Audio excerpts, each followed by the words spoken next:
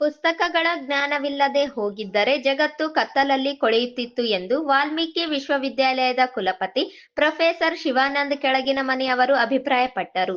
ನಗರದ ಕಲಾ ಸಂಕುಲ ಸಂಸ್ಥೆಯಿಂದ ಭಾನುವಾರ ಸ್ಥಳೀಯ ಪಂಡಿತ ಸಿದ್ದರಾಮ ಜಂಬಲ್ದಿನ್ನಿ ರಂಗಮಂದಿರದ ಆವರಣದಲ್ಲಿ ಹಮ್ಮಿಕೊಂಡಿದ್ದ ಪುಸ್ತಕ ಸಂತೆಗೆ ಚಾಲನೆ ನೀಡಿ ಮಾತನಾಡಿದರು. ಪುಸ್ತಕಗಳು ತಲೆಮಾರುಗಳಿಗೆ ಜ್ಞಾನವನ್ನು ತಲುಪಿಸುತ್ತಲೇ ಇರುತ್ತವೆ. ಆದ್ದರಿಂದ ಇಂತಹ ಕಾರ್ಯಕ್ರಮಗಳು ಅರ್ಥಪೂರ್ಣ ಎಂದರು. ಜಾಗತಿಕ ಮಟ್ಟದ ಜ್ಞಾನ, ಸಂಸ್ಕಾರ ಮತ್ತು ಸಂಸ್ಕೃತಿಯ ಪರಿಚಯ ಮಾಡಿಕೊಡುವ ಪುಸ್ತಕಗಳು ಆಪ್ತ ಗೆಳೆಯನ ಪಾತ್ರ ವಹಿಸುತ್ತವೆ ಎಂದರು.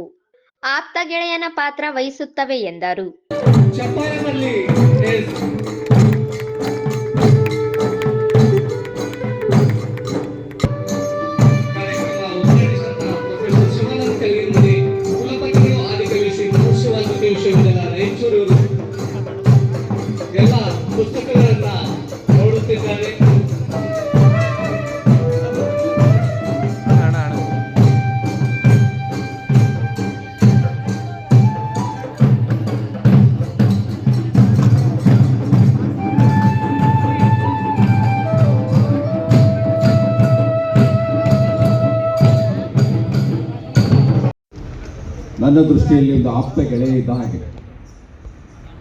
ಯಾಕಂತ ಹೇಳಿದ್ರೆ ಪುಸ್ತಕಗಳು ಜ್ಞಾನದ ಭಂಡಾರವಿದ್ದ ಹಾಗೆ, ಪುಸ್ತಕಗಳು ಸಮಾಜದ ಕೈದಿವಿಗೆಯ ಹಾಗೆ.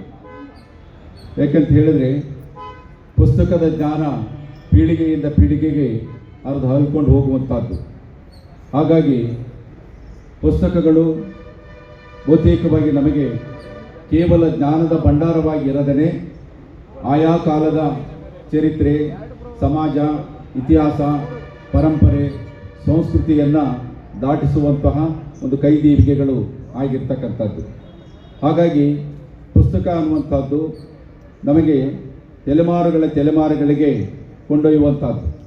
ನಾವು ಯಾವುದೋ ಒಂದು ಪ್ರದೇಶದಲ್ಲಿ ವಾಸವಾಗಿದ್ದರೂ ಕೂಡ ಜಗತ್ತಿನ ಎಲ್ಲ ಜ್ಞಾನವನ್ನು ತಿಳಿಸುವಂಥ ಒಂದು ಭಂಡಾರ ಯಾವುದು ಅಂತ ಹೇಳಿದ್ರೆ ಅದು ಪುಸ್ತಕಗಳು.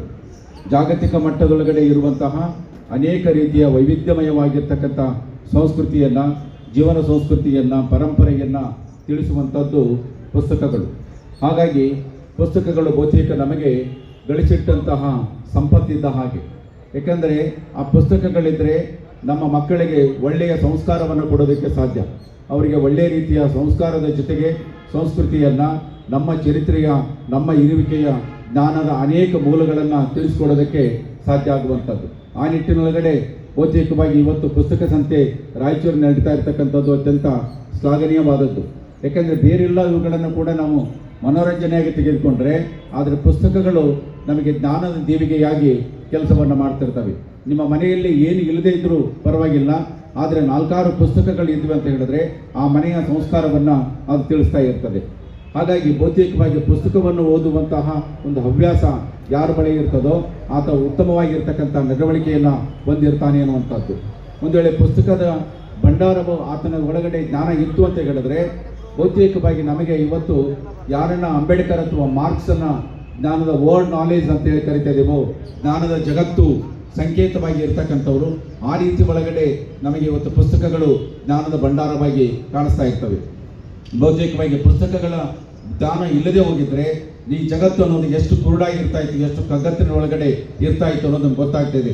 ವೇದ, ಉಪನಿಷತ್ತು, ಸ್ಮೃತಿಗಳು ಅಥವಾ ಬೃಹದಾರಣ್ಯಕಗಳು, ಮಹಾಕಾವ್ಯಗಳು ಇವೆಲ್ಲವೂ ಸಾವಿರಾರು ವರ್ಷಗಳ ಹಿಂದೆ ಋಷಿಮುನಿಗಳಾಗಿರ್ತಕ್ಕಂಥವರು ರಚನೆ ಮಾಡಿರ್ತಕ್ಕಂಥದ್ದು.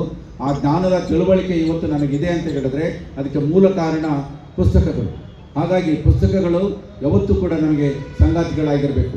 ಯಾರ ಮನಸ್ಸಿನ ವ್ಯಕ್ತಿತ್ವಗಳು, ಯಾರ ಅಂತರಂಗಗಳು ಹೇಗಿರ್ತವೆ, ಗುಣ ಸ್ವಭಾವಗಳು ಹೇಗಿರ್ತವೆ, ರೀತಿ ನೀತಿಗಳು ಹೇಗಿರ್ತವೆ, ಅವರ ವರ್ತನೆಗಳು ಹೇಗಿರ್ತವೆ ಅಂತ ಹೇಳಿ ತಿಳಿಯುವಂಥದ್ದು. ಒಂದು ಪುಸ್ತಕವನ್ನು ಓದಿದರೆ ಒಬ್ಬ ಗೆಳೆಯ ಪರಿಚಯನಾದಂತೆ, 2 ಪುಸ್ತಕವನ್ನು ಓದಿದರೆ ಒಬ್ಬ ವ್ಯಕ್ತಿ ನನಗೆ ಅತ್ಯಂತ ಆತ್ಮೀಯನಾದಂತೆ ಅಂತ ಹೇಳ್ತಾರೆ. ಹಾಗಾಗಿ ಪುಸ್ತಕಗಳನ್ನು ಸದಾ ಓದುವ, ಬೆಳೆಸುವ ಮತ್ತು ಅವುಗಳನ್ನು ಒಂದು ಹವ್ಯಾಸವಾಗಿ ಬೆಳೆಸ್ಕೊಳ್ಳುವಂಥದ್ದು, ಓದುವಂಥ ರೂಢಿಯನ್ನು ಮಾಡಿಕೊಳ್ಬೇಕು. ಯಾಕಂದರೆ ಒಬ್ಬ ಎಲಿಯಟ್ ಹೇಳ್ತಾನೆ, ಒಂದು ಪುಸ್ತಕವನ್ನು 100 ಜನ ಮೆಚ್ಕೊಂಡ್ರೆ ಅದು ಒಳ್ಳೆಯ ಪುಸ್ತಕದ ಲಕ್ಷಣ ಅಲ್ಲ ಅಂತೇಳಿ. ಹಾಗಾದರೆ ಒಂದು ಪುಸ್ತಕ ನನ್ನೊಳಗಡೆ ಅದರಲ್ಲಿರ್ತಕ್ಕಂಥ ಜ್ಞಾನವನ್ನು, ಅದರೊಳಗಡೆ ಇರ್ತಕ್ಕಂಥ ಕೌಶಲ್ಯವನ್ನು ಅದು ಹುಟ್ಟುಹಾಕಲಿಲ್ವಲ್ಲ, ಹಾಗಾಗಿ ಆ ಪುಸ್ತಕ ಶ್ರೇಷ್ಠವಾದದ್ದು ಅಂತ ಹೇಳಿ. ಹಾಗಾಗಿ ಪುಸ್ತಕಗಳು ಬಹುತೇಕವಾಗಿ ನಮಗೆ ಜಗತ್ತನ್ನು ಪರಿಚಯಿಸುವ, ಜ್ಞಾನದ ವಿಸ್ತಾರವನ್ನು ತಿಳಿಸುವಂತಹ ಒಂದು ಬಹುದೊಡ್ಡ ಜ್ಞಾನದ ಕೌಶಲ್ಯಗಳಾಗಿರ್ತಕ್ಕಂಥದ್ದು. ಅಂತಹ ಒಂದು ಕೆಲಸವನ್ನು ಮಹತ್ ಕಾರ್ಯವನ್ನು ಇವತ್ತು ಭೌತಿಕವಾಗಿ ಇವರು ಮಾಡಿರ್ತಕ್ಕಂಥದ್ದು ಕಲಾ ಸಂಕುಲದವರು. ಇವತ್ತು ಒಂದು ಮಾತಿದೆ, ದೇಶ ಸುತ್ತಿ ನೋಡು ಕೋಶ ಓದಿ ನೋಡು ಅಂತ ಹೇಳಿ. ದೇಶ ಸುತ್ತೋದಕ್ಕೆ ಎಲ್ಲರಿಗೂ ಆಗಲಿಕ್ಕಿಲ್ಲ, ಆದರೆ ನಾವು ಕೋಶವನ್ನು ಓದೋದ್ರ ಮೂಲಕವಾಗಿ ಇವತ್ತು ನಾವು ಅನೇಕ ಪ್ರವಾಸ ಕಥನಗಳನ್ನು ನೋಡ್ತಾ ಇದ್ದೀವಿ. ಅಲ್ಲಿಯ ರೀತಿ ರಿವಾಜುಗಳು ಹೇಗಿರ್ತವೆ, ಸಂಸ್ಕೃತಿ ಹೇಗಿರ್ತದೆ, ಭೌಗೋಳಿಕತೆ ಹೇಗಿರ್ತದೆ, ಅಲ್ಲಿರ್ತಕ್ಕಂಥ ಪ್ರಾಕೃತಿಕ ಸಂಪತ್ತುಗಳು ಹೇಗಿರ್ತವೆ, ಮತ್ತು ಅಲ್ಲಿರ್ತಕ್ಕಂಥ ತಂತ್ರಜ್ಞಾನ ವಿಜ್ಞಾನಗಳು ಅವುಗಳ ಬೆಳವಣಿಗೆ ಹೇಗಿದೆ ಅನ್ನುವಂಥದ್ದನ್ನು ತಿಳಿಸ್ಕೊಡೋದು ಯಾವುದು ಅಂತ ಹೇಳಿದ್ರೆ ಈ ಪುಸ್ತಕಗಳು. ಹೀಗಾಗಿ ಪುಸ್ತಕಗಳ ಒಂದು ಜ್ಞಾನ ಅನ್ನುವಂಥದ್ದು ಬಹುತೇಕವಾಗಿ ಜಾಗತಿಕ ಮಟ್ಟದೊಳಗಡೆ ನಾನು ಕೂಡ ಒಬ್ಬ ವ್ಯಕ್ತಿ, ನಾನು ಕೂಡ ಜಗತ್ತಿನ ಒಂದು ಭಾಗ ಆಗಿದ್ದೇನೆ ಅನ್ನುವಂಥದ್ದು ಈ ಪುಸ್ತಕದ ಮೂಲಕವಾಗಿ ನಮ್ಗೆ ಗೊತ್ತಾಗ್ತಾ ಹೋಗ್ತದೆ. ಒಂದು ಭರ್ತೃಹರಿಯ ಶತಕತ್ರಯದೊಳಗಡೆ ಒಂದು ಮಾತು ಬರ್ತದೆ. ಏನು ಅಂತ ಹೇಳಿದ್ರೆ, ಒಬ್ಬ ರಾಜ, ಆ ರಾಜನ ಆಸ್ಥಾನದಲ್ಲಿ ಒಬ್ಬ ಸಾಮಾನ್ಯ ಮಹಿಳೆ ದನ ಕಾಯುವಂಥವ್ರು. ಆಕೆ ಒಂದು ಮರದ ಕೆಳಗಡೆ ಕೂತ್ಕೊಂಡಿರ್ತಾಳೆ. ಒಂದು ಮಾವಿನ ಹಣ್ಣು ಕೆಳಗಡೆ ಬೀಳುತ್ತೆ. ಆ ಹಣ್ಣನ್ನು ಆಕೆ ನೋಡ್ತಾಳೆ. ಆ ಹಣ್ಣನ್ನು ತೆಗೆದುಕೊಳ್ಳಕ್ಕೆ ಹೋದಾಗ ಒಂದು ಹಸಿರುವಾಣಿ ನುಡಿಯುತ್ತೆ, ಈ ಹಣ್ಣನ್ನು ಯಾರು ತಿಂತಾರೋ ಅವರು ಅಮರರಾಗ್ತಾರೆ ಅಂತ ಹೇಳಿ. ಆಗ ಕೊನೆಗೆ ಆ ಹಣ್ಣು ಆ ಕೈಗಳಲ್ಲಿ ಇಟ್ಕೊಂಡು ಆಕೆ ಹೇಳ್ತಾಳೆ, ಈ ಹಣ್ಣನ್ನು ತಿಂದು ನಾನೇನು ಅಮರಾಗಬೇಕಾಗಿದೆ, ನಮ್ಮನ್ನು ಕಾಪಾಡುವ ರಾಜ ಈ ಹಣ್ಣನ್ನು ತಿಂದರೆ ಅವನು ಅಮರನಾಗಬಲ್ಲ ಅಂತ ಹೇಳಿ ಒಯ್ದು ಆ ಹಣ್ಣನ್ನು ರಾಜನಿಗೆ ಹೇಳಿಕೊಡ್ತಾಳೆ. ಈ ಹಣ್ಣನ್ನು ಯಾರು ತಿಂತಾರೋ ಅವರು ಅಮರರಾಗ್ತಾರೆ ಅಂತ ಹೇಳಿ. ಆಮೇಲೆ ರಾಜನಿಗೆ ಹೆಂಡತಿ ಮೇಲೆ ಪ್ರೀತಿ. ಆಗ ಹೆಂಡತಿ ಮೇಲೆ ಪ್ರೀತಿ ಇದ್ದ ರಾಜ, ಅಯ್ಯೋ ನನಗಿಂತ ಪ್ರೀತಿ ಉಳ್ಳವಳು ನನ್ನ ಹೆಂಡತಿಯಾಗಿರಿಂದ ಅವಳು ತಿಂದು ಅಮರನಾಗಲಿ ಅಂತ ಹೇಳಿ ಅವಳು ಕೈ ಹೇಳ್ಕೊಡ್ತಾನೆ. ಆದರೆ ಹೆಂಡತಿ ಅಲ್ಲಿ ಹೊರಗಡೆ ಕೆಲಸ ಮಾಡ್ತಿರ್ತಕ್ಕಂಥ ಒಬ್ಬ ಕಾವಲುಗಾರ, ಅವನಿಗೆ ಮೆಚ್ಕೊಂಡಿರ್ತಾಳೆ, ಹೋಗಿ ಅವನಿಗೆ ಕೊಡ್ತಾಳೆ. ಆದರೆ ಆ ಕಾವಲುಗಾರ ಬೇರೆ ಯಾರೂ ಅಲ್ಲ, ಯಾರ ಕೈಯಲ್ಲಿ ಹಣ್ಣು ಸಿಕ್ಕಿರುತ್ತದೋ ಅವರಿಗೆ ಹೋಗಿ ವಾಪಸ್ಸು ಹಣ್ಣು ಸಿಗುತ್ತೆ. ಆಮೇಲೆ ಅವಳು ಹೋಗಿ ಆಶ್ಚರ್ಯ ಆಗುತ್ತೆ, ಈ ಹಣ್ಣು ನಾನು ಕೊಟ್ಟಿದ್ದು ರಾಜನಿಗೆ, ಆದರೆ ಮರಳಿ ಹೇಗೆ ನನಗೆ ವಾಪಸ್ ಬಂತು ಅಂತ ಹೇಳಿ. ಬಹುತೇಕವಾಗಿ ಭರ್ತೃಹರಿ ಅನ್ನುವಂಥ ಒಬ್ಬ ಸಂಸ್ಕೃತದ ಬಹುದೊಡ್ಡ ವಿದ್ವಾಂಸ, ಕವಿ, ಆತ ಮೂಲತಃ ರಾಜ. ಅದರಿಂದ ಅರ್ಥ ಆಗಿದೆಯೇನಂತ ಹೇಳಿದ್ರೆ, ನಾವು ಯಾರನ್ನ ಪ್ರೀತಿಸ್ತೇವೋ ಅವರು ಇನ್ಯಾರನ್ನೋ ಪ್ರೀತಿಸ್ತಾರೆ ಅನ್ನುವುದು ಗೊತ್ತಾಗ್ತಾ ಇದೆ. ಬಹುಶಃ ಇಂತಹ ಒಂದು ಲೋಕದ ಸತ್ಯವನ್ನು ಪುಸ್ತಕದ ಜ್ಞಾನದ ಮೂಲಕವಾಗಿ ತಿಳಿಯುವಂಥದ್ದು. ಒಬ್ಬ ಪಂಡಿತ ಒಂದು ಮಾವಿನ ಮರದ ಕೆಳಗಡೆ ಹೋಗ್ತಾ ಇದ್ದಾಗ ಅಲ್ಲಿ ಕೊಳೆತ ಹಣ್ಣುಗಳು ಬಿದ್ದಿರ್ತವೆ. ಆಗ ಪಂಡಿತ ಕೇಳ್ತಾನೆ, ಯಾಕೆ ಮರದ ಹಣ್ಣುಗಳು ಕೊಳೆತು ಬಿದ್ದಾವೆ ಅಂತ ಹೇಳಿದ್ರೆ, ನಾನು ಹಿಂದಿನ ಜನ್ಮದಲ್ಲಿ ಒಬ್ಬ ಬ್ರಾಹ್ಮಣನಾಗಿ ಪಂಡಿತನಾಗಿದ್ದೆ, ಆದರೆ ನನ್ನ ಜ್ಞಾನವನ್ನು ಯಾರಿಗೂ ಕೂಡ ಕೊಡಲಿಲ್ಲ. ಆ ಜ್ಞಾನವನ್ನು ನನ್ನ ಬಳಿನೇ ಇಟ್ಕೊಂಡಿದ್ದಕ್ಕಾಗಿ ಈ ಜನ್ಮದಲ್ಲಿ ನಾನು ಮಾವಿನ ಮರವಾಗಿದ್ದೇನೆ, ಆದರೆ ಜ್ಞಾನ ಹಂಚದಕ್ಕಾಗಿ ನಾನು ಕೊಳೆತ ಹಣ್ಣಾಗಿ ಬೀಳ್ತಾ ಇದ್ದೇನೆ ಅನ್ನುವಂಥದ್ದು.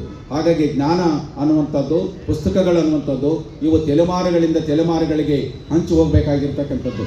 ಇಂಥ ಒಂದು ಮಹತ್ತರ ಕಾರ್ಯವನ್ನು ಮಾಡಿರ್ತಕ್ಕಂಥ ಕಲಾ ಸಂಕುಲದವರಿಗೆ, ಅವರ ಸಹಪಾಠಿಗಳಿಗೆ ಮತ್ತು ಇಲ್ಲಿ ಆಯೋಜನೆ ಮಾಡಿರ್ತಕ್ಕಂಥ ಎಲ್ಲ ಸಂಘಟಕರಿಗೆ ವಂದಿಸ್ತಾ ಒಂದೆರಡು ಮಾತಾಡಲಿಕ್ಕೆ ಅವಕಾಶ ಮಾಡಿಕೊಟ್ಟಂಥ ಕಲಾ ಸಂಕುಲದ ಸಂಸ್ಥೆಯ ಈ ಸಂದರ್ಭದಲ್ಲಿ ಸಾಹಿತಿಗಳಾದ ಅಯ್ಯಪ್ಪಯ್ಯ ಹುಡ, ಬಾಬು ಭಂಡಾರಿಗಲ್, ಚಿದಾನಂದ ಸಾಲಿ, ವೆಂಕಟೇಶ್ ಬೇವಿನ ಬೆಂಚಿ, ಈರಣ್ಣ ಬೆಂಗಾಲಿ, ಹೋರಾಟಗಾರ ಜಾನ್ ವೆಸ್ಲಿ, ರೇಖಾ ಬಡಿಗೇರ, ಕಲಾವಿದ ಅಮರೇಗೌಡ, ಸೈಯದ್ ವಲಿ ಸೇರಿದಂತೆ ಇತರರಿದ್ದರು.